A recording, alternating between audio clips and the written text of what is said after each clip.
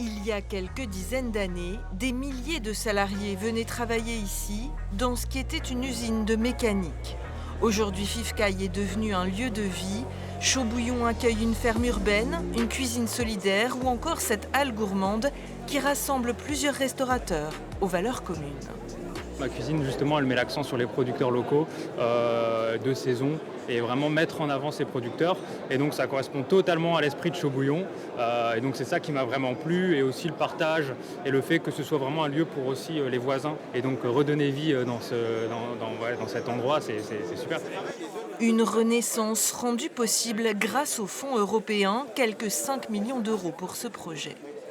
Sur ce projet, on est quasiment à plus de 80% de financement.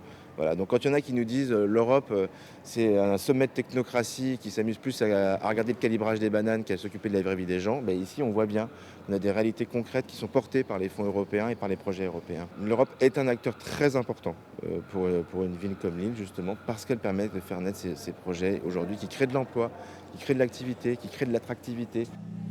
Offrir une seconde vie, préserver un patrimoine architectural emblématique d'une époque, c'est aussi le fil conducteur de la Cité des électriciens à Bruay-la-Bussière.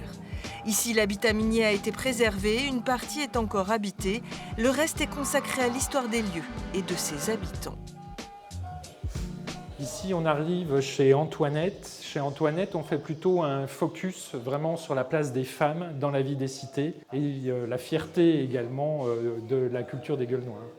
Le projet a été financé par l'Europe à hauteur de 2 millions d'euros, mais obtenir ce fonds d'aide apporte plus que de l'argent.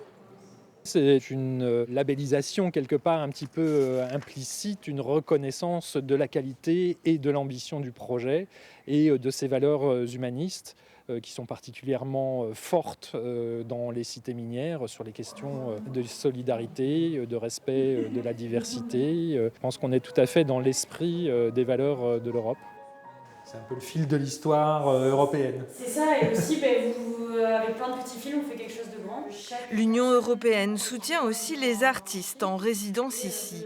En ce moment, cette jeune architecte textile travaille sur un projet pour encourager les habitants à voter. Pologne, on a des fils qui viennent d'Italie. Celui-là, il vient d'Espagne, je sais. Avec son drapeau, elle va à la rencontre des habitants de toute l'Europe. Ce qui me plaît dans ce projet, l'idée, c'est que ce soit plein de bouts de personnes, que ce soit quelque chose de très facile et que n'importe qui puisse me donner dans l'espace public. Ça m'amène à parler avec des gens. Et voilà, et à la fin, ça fait du coup une grande étendue et ça montre un peu la force du collectif et du faire ensemble. Une manière de tisser du lien entre nations pour un étendard des valeurs européennes.